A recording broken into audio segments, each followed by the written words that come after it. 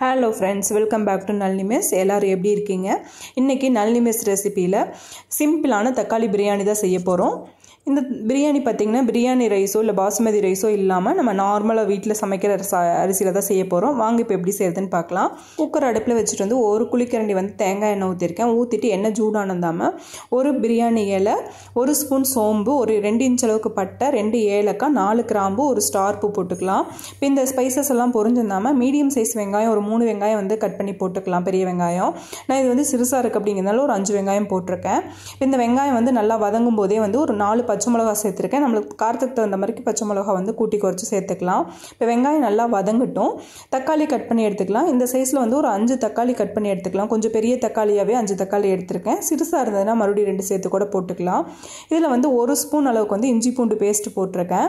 போட்டுட்டு நல்லா வதங்கினதாம நம்ம கட் பண்ணி வச்ச தக்காளியும் சேர்த்துக்கலாம். இப்போ தக்காளி சேர்த்துட்டு இதில் வந்து கொஞ்சமாக உப்பு சேர்த்துடலாம். நல்லா தக்காளி வதங்கி வரட்டும். பாருங்க, தக்காளி வந்து நல்லா இந்த அளவுக்கு வதங்கினா தான் வந்து சாதம் நம்மளுக்கு நல்லா டேஸ்ட்டாக இருக்கும். தண்ணி விடாமல், இல்லாட்டி வந்து கீழே தண்ணி இருக்கிற மாதிரி இருக்கும். சாதத்தோட டேஸ்ட்டும் இருக்காது. ஸோ நல்லா தண்ணியெல்லாம் இப்போ ட்ரை ஆனதாமல் எண்ணெய் பிரிஞ்சு வந்துருச்சு. இப்போ இதுக்கப்புறம் வந்து இதில் பிரியாணி மசாலா வந்து 2 டேபிள் ஸ்பூன் சேர்த்துக்கிறேன். குட்டி ஸ்பூனில் தான் சேர்த்துருக்கேன். 2 டம்ளர் ரைஸ்க்கு 2 ஸ்பூன் சேர்த்துருக்கேன். கொஞ்சமாக கொத்தமல்லி புதினா சேர்த்துக்கலாம்.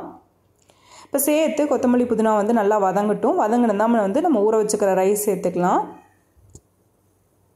இப்போ ரைஸ் சேர்த்து இந்த எண்ணெயிலேயே வந்து ஒரு 2 மினிட்ஸ் நல்லா வந்து பரட்டி விடலாம். அப்போ தான் வந்து மசாலா எல்லாமே வந்து ரைஸில் கோட் ஆகும். அதுக்கப்புறமா வந்து தண்ணி சேர்த்துக்கலாம். நம்ம இப்படி செய்யும்போது சாதம் வந்து நல்லா உதிரி உதிரியாகவும் இருக்கும், டேஸ்ட்டாகவும் இருக்கும். பாருங்கள், இப்போ வந்து ரைஸ் வந்து நல்லா மசாலாவில் நல்லா கோட் ஆயிருச்சு. ரைஸில் இந்த தண்ணியுமே வந்து நல்லா ட்ரை ஆயிருச்சு. இப்போ நம்ம நார்மலாக வந்து ரைஸுக்கு வந்து 3 டம்ளர் தண்ணி சேர்த்துவோன்னா இதுக்கு 2 டம்ளர் தண்ணி சேர்த்துனா போதும். இப்போ நான் தண்ணியுமே வந்து பார்த்திங்கன்னா கொதிக்க வச்சு எடுத்துருக்கிறேன் சைடில். ஸோ அந்த தண்ணி சேர்த்துட்டு நல்லா மிக்ஸ் பண்ணிவிட்டு உப்பு பத்தலை அப்படின்னா செக் பண்ணிக்கலாம். ஏன்னா நம்ம உப்பு வந்து முதல்ல கொஞ்சம் கம்மியாக தான் போட்டிருக்கோம். போட்டு நல்லா மிக்ஸ் பண்ணிவிட்டு உப்பு செக் பண்ணிக்கலாம். உப்பு செக் பண்ணிவிட்டு கொதி வந்ததாமல் குக்கர் மூடி போட்டு ஒரு 3 விசில் வச்சு எடுத்துக்கலாம். இப்போ ப்ரெஷர் ரிலீஸ் ஆனதாமல் ஓப்பன் பண்ணலாம். டேஸ்ட்டான இந்த தக்காளி பிரியாணி வந்து நம்மளுக்கு ரெடி ஆயிடுச்சு. ட்ரை பண்ணி பாருங்கள். இந்த பிரியாணிக்கு வந்து வேறு குருமாவோ இல்லை சைடிஷ் வேறு எதுவுமே தேவைப்படாது. தயிர் வெங்காயம் இருந்தாவே போதும், சூப்பராக இருக்கும். காரம் எக்ஸ்ட்ரா வேணும் அப்படின்னா நம்ம வந்து வரமிளகாத்தூள் சேர்த்துக்கலாம். ட்ரை பண்ணி பாருங்கள். ட்ரை பண்ணி பார்த்துட்டு கமெண்ட் பண்ணுங்கள். இந்த ரெசிபி உங்களுக்கு பிடிச்சிருந்தா லைக் பண்ணுங்கள், ஷேர் பண்ணுங்கள். ஃபஸ்ட் டைம் நம்ம சேனல் விசிட் பண்ணுறீங்கன்னா சப்ஸ்கிரைப் பண்ணி சப்போர்ட் பண்ணுங்கள்.